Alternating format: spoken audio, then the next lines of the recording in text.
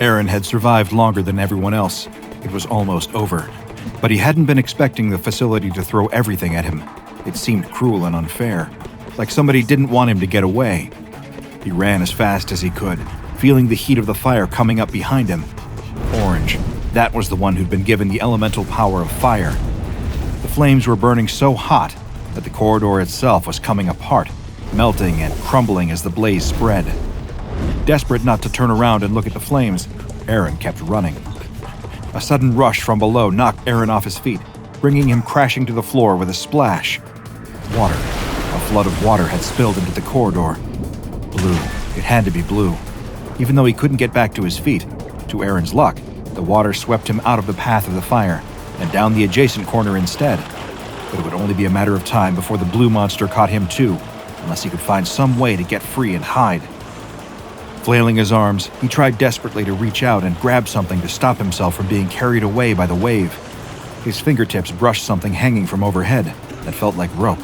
Maybe they were thick electrical cables. He was worried about getting zapped, but it was either that or let Blue catch him. Using all his strength, Aaron grabbed one of the cables and held on tight, feeling the water rush past him. He got back to his feet, using the cable to pull himself up and stand in the ankle-deep water. With his hand still gripping the cable overhead, he looked around for a way out. Spotting a corridor, he went to rush down it, only to find he couldn't. His hand wasn't letting go of the cable overhead. Or, more accurately, the cable wasn't letting go of him. The flames from Orange's fire started reaching their way down the walls, only to illuminate the corridor and reveal that what Aaron had mistakenly thought were cables weren't actually cables at all. They were vines. Long, tangled plants reached down from the ceiling, slithering down Aaron's arm and tightly squeezing.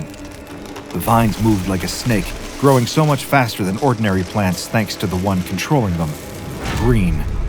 As Aaron reached up to try and pull the vines off his arm with his free hand, another vine lassoed around his other arm too. He struggled against them, panicking as he felt the plant starting to lift him off his feet towards the ceiling. Although Green was blind, Aaron knew the monster was using the plants to feel its way around, and the more he struggled, the more Green would try and catch him. But he couldn't help it. He was surrounded on all sides. Orange was coming down the corridor, spreading huge flames that burned everything down. Blue was causing a rush of water to swipe at Aaron's feet from below, and above, Green was using his plants to grab at him. Aaron had to escape. He couldn't go out like this. But he was trapped, at the mercy of the Rainbow Friends and their new elemental powers. It had all started 5 nights earlier, when Aaron had been heading over to start his new job as a night watchman at the amusement park Oddworld. But on his way, somebody had flipped the sign pointing in the park's direction. Of course, Aaron hadn't noticed right away, following the arrow, thinking he'd be heading the right way. Instead, his car veered off the winding road, tumbling over as he crashed. The most recent thing he remembered before he blacked out was the feeling of someone pulling him out of the wreckage of his vehicle and dragging him along the ground. When Aaron awoke, he found himself in unfamiliar surroundings. Whoever had pulled him from the car hadn't brought him to safety. Instead, the night watchman was now in a strange facility, unlike anything he'd ever seen before, except maybe in horror movies. For hours, nothing happened. He examined the room around him, trying to figure out if there was some way out. But the door was secure, locked tight, and there wasn't a clear escape route in sight. Nervously, Aaron paced around, only to let the panic get the better of him and call out for help. But there was no reply. Eventually, he decided to try and reserve his strength and slept a while. He was awoken by the sound of a voice over an intercom. The unseen figure on the other side of the speakers started explaining this was Aaron's first of 5 nights in the facility. It must have still been daytime when he'd woken up earlier. The voice explained that if Aaron could perform some simple tasks over the course of 5 nights, then he'd be set free. With few options for escape, Aaron begrudgingly accepted, and as he did, the door to the safe room opened. He was told to find the theater, following blue arrows painted around the facility to get there. Once there, the voice said Aaron just had to gather up 24 blocks, but avoid blue at all costs. Blue? Like the color? Was that what he had to avoid, or was blue a name? Who or what was blue? Arriving in the theater, Aaron noticed a number of large blocks scattered all over the place. All he had to do was gather up 24 of them, he reminded himself to stay calm. So he got started, but couldn't help noticing the floor was soaking. A few boxes later, and Aaron discovered who Blue was. He stepped into an adjacent room, only to be met with a huge blue humanoid creature like a giant plushie wearing a crown, with one button eye and drool dripping from its mouth. Aaron turned to run as Blue came after him, hearing the stomping footsteps of the creature before, suddenly, something smashed into Aaron's back and winded him. A huge tidal wave of water suddenly erupted from somewhere behind him, drenching the night watchman and knocking him off his feet. At first, he thought there must have been a ruptured pipe somewhere in the facility, but as he tumbled down the corridor, head breaking the surface for air, he realized where all the water was coming from. Blue. It was Blue. Somehow, the monster was controlling the water. Suddenly, Aaron's head was plunged back underneath as he felt himself being carried by the wave until he hit something. He felt like he'd been stuffed inside a trash can, something walling him in all around. A box. He was inside one of the boxes that he'd been gathering up. The force of the water had hurled him inside, and now he was floating around inside like it was a time boat. Beyond the cramped space inside, he could hear Blue stomping about, chuckling menacingly as the creature waded through the flood it had left in the corridor. The sloshing of the water rocked the box Aaron was now hidden in, but not enough to capsize it. It didn't take him long to realize that the monster was searching for him, but without noticing, it had inadvertently given Aaron the perfect hiding spot. He waited for Blue to pass, before carefully getting out of the box and stepping into the waist-deep water, making sure not to make any loud splashing noises that would alert Blue to his location. He checked the boxes in the theater. He'd gathered 18 already, only 6 left, and he would have completed his first task. Moving without making a sound was hard with all the splashing water around, but using caution, Aaron looked around for the remaining boxes. It took most of the night, but eventually, he managed it. Every time Blue wandered too close, Aaron ducked inside another box, hoping the monster didn't cause another tidal wave to tip him out. Luckily, he managed to remain undetected and rushed back to the safe room. He was soaked from head to toe and freezing cold, but at least he was alive. The voice congratulated him and told Aaron he should get some rest as the day broke. According to the mysterious voice, he had another long night ahead of him tomorrow, and they weren't lying about that.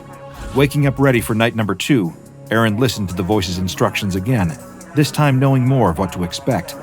While the tasks seemed simple, they certainly weren't going to be easy to carry out, especially with monsters roaming about the facility. The voice explained that Aaron had to search the facility for 15 food packs, then head back to the theater with them, where they could be deposited into a food machine. Aaron asked if Blue was still going to be out there. The voice refused to elaborate. Cautiously making his way out of the safe room, Aaron came across a stray box. It had come in handy if he needed to hide from Blue again, so he took it with him. He peeked around the corners, keeping an eye out for any water on the floor. That was the one early warning sign he had about where the monster would be. The voice hadn't explained how Blue had been granted this power to control water, but right now, Aaron couldn't think about all the questions he had, instead focusing on the task at hand.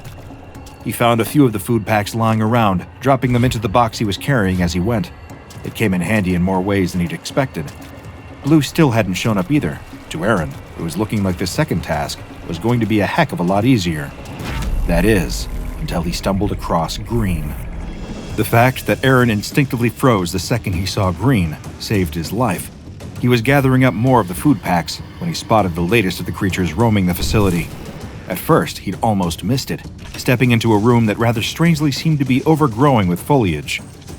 Huge plants filled the room, massive tropical leaves providing plenty of cover, and of course, their color allowed Green to blend in with their surroundings, offering them a natural camouflage.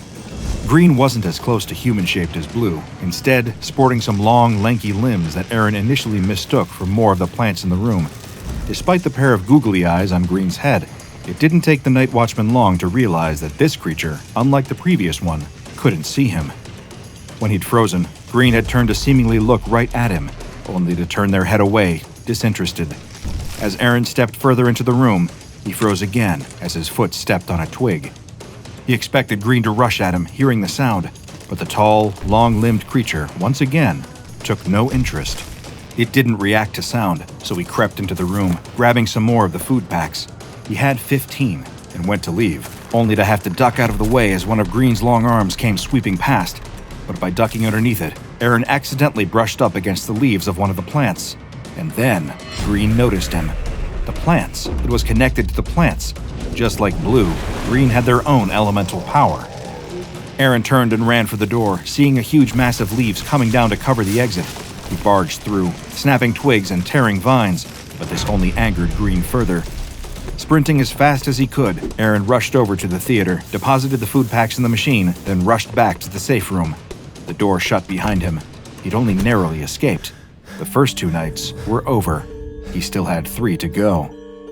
The next night was the most challenging by far. The voice directed Aaron back to the food machine in the theater and tasked him with fixing it. Apparently, between the second and third night, it had malfunctioned somehow. He was sent off to gather up 14 fuses and insert each one into the machine. It was yet another task that sounded simple on paper, but the real dangers of it only became clear after Aaron started trying to fix the machine. A siren started blaring, and Aaron could smell smoke. It was only when he turned around he noticed where it had been coming from. He dove to hide in one of the nearby lockers, peering through the doors to see the latest creature.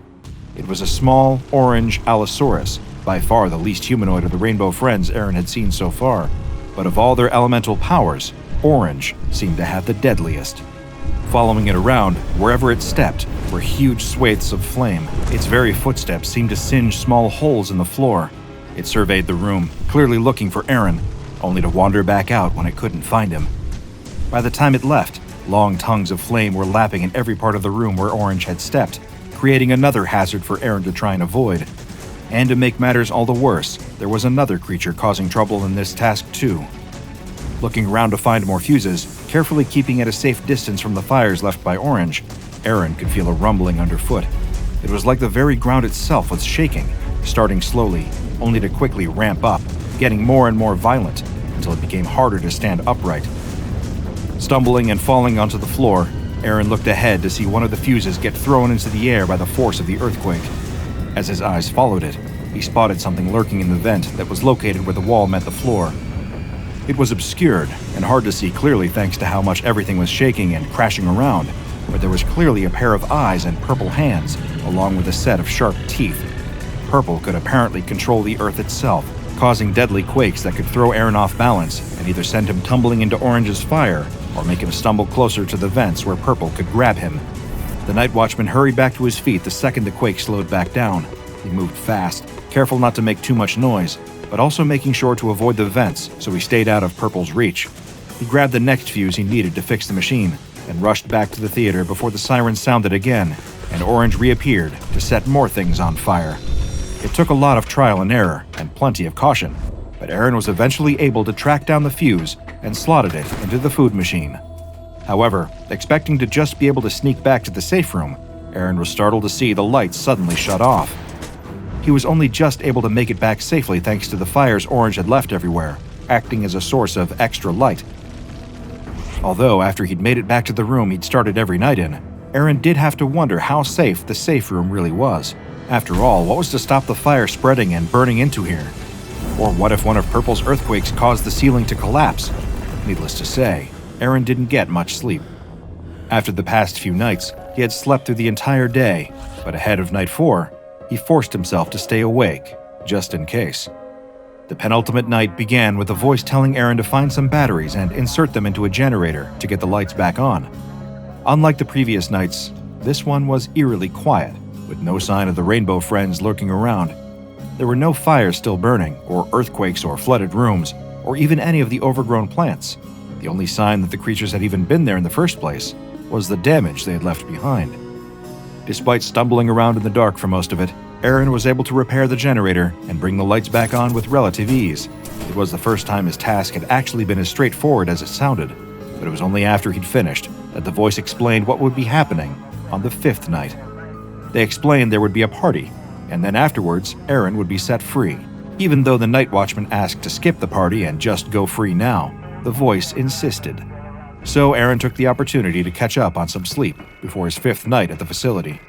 The party in question, though, was anything but fun. He returned to the theater, only to find Blue waiting in the water.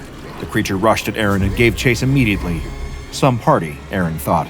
Instinctively, he turned and fled, racing down the corridors of the facility as fast as he could. With every step, his feet were splashing in puddles of water. It made it harder to get away, and it soon became obvious to Aaron that Blue was using its elemental power to try and make him slip over and fall so it could catch him. It wasn't long before Aaron accidentally caught the attention of Orange, too, although he managed to kick some of Blue's water towards it to douse the flames, giving him just enough time to get past before the fire started to spread again. Still trapped by Blue, Green, and Orange's elemental powers, Aaron couldn't figure out how to escape. Suddenly, there came a rumble from somewhere deep in the facility. Purple. Their powers had triggered a mini-earthquake that ruptured through the whole facility, causing a huge crack to open up in the ground and shaking so violently that Green's plants dropped Aaron. He fell through the hole in the floor as some of the water Blue had sent rushing through the corridor also drained down to the level below, making the whole experience like a dangerous water slide. Saved at the nick of time, Aaron raced through the facility as Purple's earthquakes made the ground beneath him shudder. He stumbled, but took some reassurance in knowing that if the quakes were slowing him down, they'd at least be slowing the other Rainbow friends down too. Aaron spotted a sign that read, "Exit," a way out of this madness. He raced towards it, hearing the crashing of Blue's water, the crackle of Orange's fire, the rustling of Green's plants, and the rumbling of Purple's earthquakes coming after him in an onslaught of elemental powers. Barging through the door, Aaron shut it behind him, only to be met with the fifth Rainbow Friends monster. More humanoid than the others, it had on a lab coat, but what set it apart was its huge head and giant eyes. This was Red. "Things are about to get a lot crazier," it said in a voice that Aaron recognized. It was the same voice that had been guiding him through all his tasks. Aaron had no idea if Red was on his side. For all he knew, this creature could have been the one to bring him here in the first place, and if that was the case, then it must have also been the one to give the other creatures their new powers to control the elements. But all Aaron wanted to know was whether or not he'd ever be able to leave the home of the elementally powered Rainbow Friends. The only way to find out was to go with Red and see just how much crazier things were about to get.